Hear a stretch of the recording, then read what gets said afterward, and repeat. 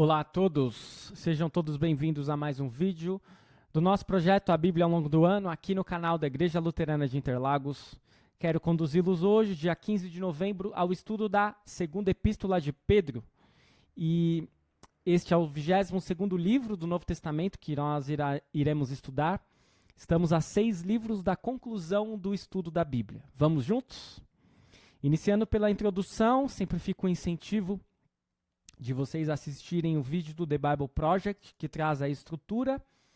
E em rápidas pinceladas aqui, segunda de Pedro, tem 3 capítulos, foi o apóstolo Pedro quem escreveu. Tudo aquilo que nós falamos a respeito lá na introdução da primeira epístola serve para a introdução desta segunda epístola. E, de maneira especial, o tema desta carta é a apostasia interna que ameaçava o futuro da igreja. E a autoria da primeira e da segunda carta é atribuída a Pedro com auxílio de Silvano, certo? O estilo da epístola, para alguns teólogos, tem uma certa dificuldade em considerar Pedro como autor das 2 cartas devido à diferença entre elas.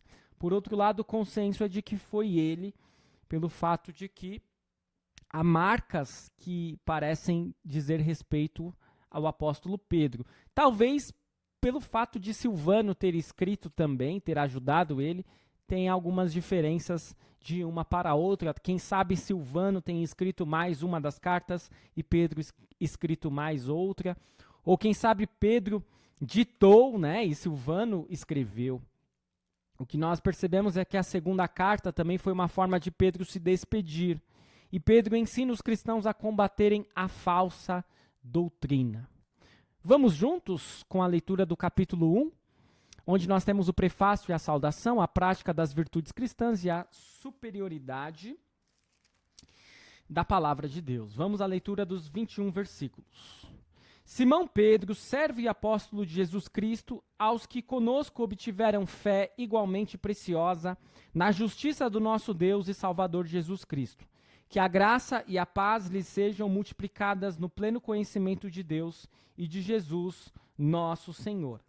Pelo poder de Deus nos foram concedidas todas as coisas que conduzem à vida e à piedade, pelo pleno conhecimento daquele que nos chamou para a sua própria glória e virtude. Por meio delas, ele nos concedeu as suas preciosas e muito grandes promessas, para que por elas vocês se tornem coparticipantes da natureza divina, tendo escapado da corrupção das paixões que há no mundo. Por causa disso, concentrando todos os seus esforços, acrescentem à fé que vocês têm a virtude o conhecimento, ao conhecimento o domínio próprio, ao domínio próprio a perseverança a piedade, a fraternidade, a fraternidade o amor. Porque essas qualidades, estando presentes e aumentando cada vez mais, farão com que vocês não sejam nem inativos, nem infrutíferos no pleno conhecimento do nosso Senhor Jesus Cristo. Pois aquele que não tem estas coisas é cego, vendo só o que está perto e se esqueceu da purificação dos seus antigos pecados. Por isso, irmãos, procurem com empenho cada vez maior confirmar a vocação e a eleição de vocês, porque fazendo assim vocês jamais tropeçarão, pois desta maneira é que lhes será amplamente suprida a entrada no reino eterno do nosso Senhor e Salvador Jesus Cristo. Por esta razão, sempre estarei pronto para fazer com que vocês se lembrem destas coisas, embora já as conheçam e tenham sido confirmados na verdade que receberam. Também considero justo, enquanto estou neste tabernáculo, despertar essas lembranças em vocês, certo de que estou prestes a deixar o meu tabernáculo, como efetivamente nosso Senhor Jesus Cristo me revelou. Mas de minha parte me esforçarei ao máximo, para que sempre, mesmo depois da minha partida, vocês se lembrem destas coisas. Porque não lhes demos a conhecer o poder e a vinda do nosso Senhor Jesus Cristo seguindo fábulas engenhosamente inventadas, mas nós mesmos fomos testemunhas oculares da sua majestade, porque ele recebeu honra e glória da parte de Deus Pai, quando pela suprema glória lhe foi enviada a seguinte voz: Este é o meu Filho amado em quem me agrado. Ora, nós ouvimos esta voz vinda do céu quando estávamos com ele no Monte Santo. Assim temos ainda mais segura a palavra profética, e vocês fazem bem em dar atenção a ela, como a uma luz que brilha em lugar escuro, até que o dia clareie e a estrela da alva nasça no coração de vocês. Primeiramente, porém, saibam que nenhuma profecia da Escritura provém de interpretação pessoal, porque nunca, jamais, qualquer profecia foi dada por vontade humana. Entretanto, homens falaram da parte de Deus, movidos pelo Espírito Santo. Até aqui a leitura do capítulo 1. E a questão que nós queremos retomar é a seguinte: qual episódio o apóstolo Pedro está recordando quando cita a frase: este é o meu filho amado em quem me agrado? Este é o meu filho amado em quem me agrado. Qual episódio o apóstolo Pedro está recordando quando cita a frase: este é meu filho amado em quem me agrado? Então, Pedro inicia a sua carta, a sua segunda carta, trazendo o prefácio, trazendo saudação, falando da prática das virtudes cristãs e se despedindo. Pedro, em breve, não estaria mais com eles. Nós sabemos que possivelmente Pedro foi morto, crucificado, e ele pediu para ser crucificado de ponta cabeça, porque, de acordo com a tradição, isso não está nas Escrituras, ele não era digno de ser sacrificado, de ser executado, como Cristo Jesus foi. E assim nós percebemos que, neste primeiro capítulo, Pedro, se despedindo, vai trazer uma importância grande a respeito da superioridade da palavra de Deus. Para que as pessoas saibam que o que está escrito na palavra não foi vontade humana. Nenhuma profecia foi feita sem a anuência, a autorização e sem exatamente o Espírito Santo estar proferindo aquelas profecias, ainda que por lábios humanos. Vamos ao capítulo 2. Capítulo 2, onde nós temos um único destaque: os falsos mestres. Vamos à leitura dos 22 versículos. Assim como surgiram falsos profetas no meio do povo, também haverá falsos mestres entre vocês. Eles introduzirão heresias destruidoras, chegando a renegar o soberano Senhor que os resgatou, trazendo sobre si mesmos repentina destruição. E muitos seguirão as suas práticas libertinas, e por causa deles, o caminho da verdade será difamado. Movidos por avareza, eles explorarão vocês com palavras fictícias, mas para eles a condenação decretada há muito tempo não tarda, e a destruição deles não caiu no esquecimento. Pois Deus não poupou anjos quando pecaram, mas lançando-os no inferno, prendeu-os com correntes de escuridão, reservando-os para o juízo. E ele não poupou o mundo antigo, mas preservou Noé, pregador da justiça, e mais 7 pessoas, quando fez vir o dilúvio sobre o mundo de ímpios. E reduzindo a cinzas as cidades de Sodoma e Gomorra, condenou-as à ruína completa, tendo-as posto como exemplo do que viria a acontecer com os que vivessem impiamente. Mas livrou o justo Ló, que ficava aflito com a conduta libertina daqueles insubordinados. Porque esse homem justo, pelo que via e ouvia ao morar entre eles, atormentava sua alma justa dia após dia, por causa das obras iníquas que eles praticavam. Assim o Senhor sabe livrar da provação os piedosos e manter os injustos sob castigo para o dia do juízo, especialmente aqueles que, seguindo a carne, andam em desejos impuros e desprezam qualquer autoridade.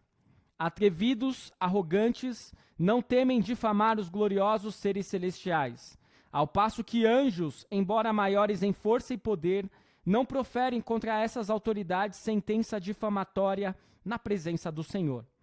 Esses, porém, como animais irracionais, seres guiados pelo instinto e que nascem para serem capturados e mortos, falando mal daquilo que não entendem, na sua destruição também hão de ser destruídos, recebendo injustiça como pagamento pela injustiça que praticam. Encontram prazer na satisfação de seus desejos libertinos em pleno dia. Como manchas e defeitos, encontram satisfação nas suas próprias mentiras, enquanto se banqueteiam com vocês. Eles têm os olhos cheios de adultério e são insaciáveis no pecado. Enganam almas inconstantes e têm um coração exercitado na avareza. Essa gente maldita. Tendo abandonado o reto caminho, desviaram-se e seguiram pelo caminho de Balaão, filho de Beor, que amou o pagamento pela injustiça. Mas ele foi repreendido pela sua transgressão. Um animal de carga, mudo, falando com voz humana, refreou a insensatez do profeta. Esses tais são fontes sem água, névoas levadas pela tempestade, para os quais está reservada a mais profunda escuridão. Porque falando com arrogância, palavras sem conteúdo, enganam com desejos libertinos de natureza carnal aqueles que de fato estavam se afastando dos que vivem no erro. Prometem-lhes a liberdade, quando eles mesmos são escravos da corrupção, pois aquele que é vencido fica escravo do vencedor. Portanto, se depois de terem escapado das contaminações do mundo, mediante o conhecimento do Senhor e Salvador Jesus Cristo, se deixam enredar de novo e são vencidos, o seu último estado se tornou pior do que o primeiro. Pois teria sido melhor que eles nunca tivessem conhecido o caminho da justiça do que, após conhecê-lo, voltar atrás e se afastar do santo mandamento que lhes havia sido dado. Com eles aconteceu o que diz certo provérbio muito verdadeiro: o cão volta ao seu próprio vômito, e a porca lavada volta a rolar na lama. Palavras duras, palavras de repreensão para os falsos mestres. E a pergunta que nós iremos retomar ao final é a seguinte: quais são as características dos falsos mestres descritas por Pedro em 2 de Pedro 2? Quais são as características dos falsos mestres descritas por Pedro na segunda carta de Pedro, capítulo 2?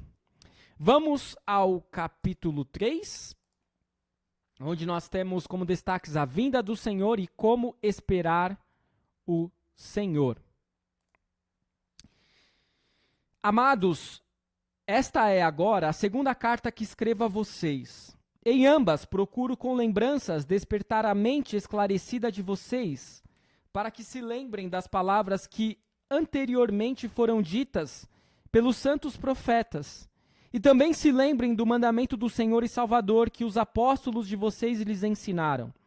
Antes de tudo, saibam que, nos últimos dias, virão escarnecedores, com as suas zombarias, andando segundo as próprias paixões e dizendo: onde está a promessa da sua vinda? Porque desde que os pais morreram, todas as coisas permanecem como desde o princípio da criação. Acontece que de propósito esquecem que os céus existem desde muito tempo e que a terra surgiu da água e através da água pela palavra de Deus. Com base nesta palavra, também o mundo daquele tempo foi destruído, afogado em água. Pela mesma palavra, os céus e a terra que agora existem têm sido guardados para o fogo, estando reservados para o dia do juízo e da destruição dos ímpios. Mas há uma coisa, amados, que vocês não devem esquecer, que para o Senhor um dia é como 1000 anos e 1000 anos são como um dia. O Senhor não retarda a sua promessa, ainda que alguns a julguem demorada. Pelo contrário, ele é paciente com vocês, não querendo que ninguém pereça, mas que todos cheguem ao arrependimento. Porém, o dia do Senhor virá como um ladrão. Naquele dia os céus passarão com grande estrondo, e os elementos se desfarão pelo fogo. Também a terra e as obras que nela existem desaparecerão. Uma vez que tudo será assim desfeito, vocês devem ser pessoas que vivem de maneira santa e piedosa, esperando e apressando a vinda do dia de Deus. Por causa desse dia, os céus incendiados serão desfeitos e os elementos se derreterão pelo calor. Nós, porém, segundo a promessa de Deus, esperamos novos céus e nova terra, nos quais habita a justiça. Por essa razão, amados, esperando estas coisas, esforcem-se para que Deus os encontre sem mácula, sem culpa e em paz. E considerem a longanimidade do nosso Senhor como oportunidade de salvação, como também o nosso amado irmão Paulo escreveu a vocês, segundo a sabedoria que lhe foi dada. Ao falar a respeito destes assuntos, como de fato costuma fazer em todas as suas cartas, nelas há certas coisas difíceis de entender, que aqueles que não têm instrução e são instáveis deturparão, como também deturparão as demais escrituras para a própria destruição deles.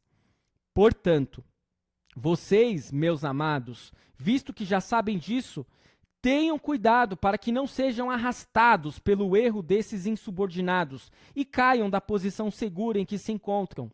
Pelo contrário, cresçam na graça e no conhecimento de nosso Senhor e Salvador Jesus Cristo. A Ele seja a glória, tanto agora como no dia eterno. Até aqui a leitura do capítulo 3, que finaliza a segunda epístola de Pedro. Um capítulo de fato esclarecedor, que traz uma paz para nós. Porque muitas vezes nós podemos estar pensando, onde está Jesus? Ele não vai voltar? Esse mundo já era. Esse mundo está perdido. Nós estamos aqui sofrendo. Os cristãos estão sendo perseguidos. O mal parece ter vencido. Por que Cristo não retorna logo? Então Pedro vai dizer, para Deus, 1000 anos são como um dia, e um dia como 1000 anos. Ele vai citar aquele texto conforme palavras do Salmo 90, versículo 4. Não é mesmo? E vamos então para a questão que retoma este capítulo, e a questão é: como podemos confiar que Cristo irá retornar se aparentemente isto está demorando tanto? Como podemos confiar que Cristo irá retornar se aparentemente isto está demorando tanto? Vamos então retomar os ensinamentos, começando pela questão 1, que retoma o capítulo 1. Qual episódio o apóstolo Pedro está recordando quando cita a frase: "Este é o meu filho amado, em quem me agrado"? Ele está citando uma frase que foi dita por Deus o Pai. E ele falou isso, claro, olhando para Jesus. Essa frase, na realidade, ela foi dita em 2 momentos. O primeiro momento foi quando Cristo estava sendo batizado, no início de seu ministério. Mas Pedro não está citando este episódio. Pedro está citando um outro episódio marcante que foi para ele, também para Tiago e para João, que testemunharam no Monte da Transfiguração Jesus transfigurado, em glória, em majestade, brilhando, resplandecendo, e junto com ele, Moisés e Elias, que significavam a lei e os profetas, o Antigo Testamento. Para Pedro, este episódio seguramente foi marcante, por isso ele recorda este episódio. Mas o que é mais importante neste episódio são as palavras seguintes: "Este é meu filho amado, em quem me agrado, a ele ouve". E para Pedro isso está muito claro, e por isso ele vai trazer isto nesta carta. Ele vai trazer isso aos destinatários de 2 Pedro. Ele vai trazer isto à igreja. A igreja hoje, para mim e para vocês. Escutem a palavra do Senhor. Escutem Jesus. Questão 2, que retoma o capítulo 2. Quais são as características dos falsos mestres descritas por Pedro em 2 de Pedro 2? São muitas, né? Podemos retomar lá. Eles introduzirão heresias destruidoras, chegando a renegar o soberano Senhor que os resgatou. Muitos seguirão as suas práticas libertinas. Eles serão movidos por avareza, irão explorar com palavras fictícias e irão abandonar o reto caminho, serão fontes sem água, névoas levadas pela tempestade. Falarão com arrogância, palavras sem conteúdo. Enganarão com desejos libertinos de natureza carnal aqueles que de fato estavam se afastando dos que vivem no erro. Prometerão liberdade quando eles mesmos serão escravos da corrupção. E nós observamos um retrato dos falsos mestres de hoje, que muitas vezes estão conduzindo igrejas e estão afastando pessoas de Cristo. Por isso, precisamos estar atentos e alertas. Todos aqueles que afastam as pessoas da palavra, afastam as pessoas de Cristo e conduzem a caminhos tortuosos, a caminhos humanos, são falsos mestres que não devem ser seguidos. Questão 3, que retoma o capítulo 3, nossa última questão, é a seguinte: como podemos confiar que Cristo irá retornar, se aparentemente isso está demorando tanto? Basta nós lembrarmos do texto há pouco lido. Para o Senhor um dia é como 1000 anos, e 1000 anos são como um dia. O Senhor não retarda a sua promessa, ainda que alguns a julguem demorada. Tudo que está descrito nas Escrituras e que Deus prometeu, Ele cumpriu. Só falta uma coisa: Cristo retornar. Tenha certeza, Ele irá. E se aparentemente Ele está demorando, é para o nosso tempo, para a nossa cronologia. Nós temos o tempo considerado como o Cronos, o tempo do relógio, esse tempo que para nós às vezes parece passar devagar, mas na verdade voa. O tempo para Deus é diferente. Não é o Cronos, mas é o Kairos, ou Kairos. É o tempo de Deus. Para Ele o tempo não passa depressa e nem demora, porque Deus é o Senhor do tempo. E Ele seguramente vai voltar em glória para levar todos aqueles que creem e para julgar os ímpios. Eu espero que este estudo tenha sido de proveito para você. Continue seguindo o nosso canal, o nosso projeto. Curta, comente, compartilhe, ative o sininho de notificações. Auxilie na medida das suas possibilidades para a continuidade deste projeto. Fique na paz do Senhor. Até o nosso próximo vídeo.